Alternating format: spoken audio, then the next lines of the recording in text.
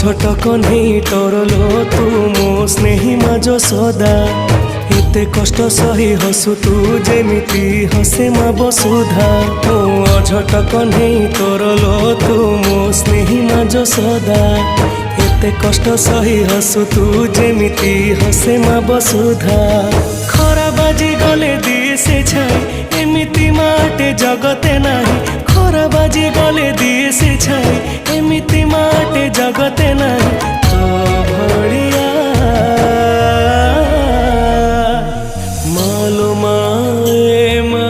মোরে মা কোঠি তু অছু ফেরিয়া।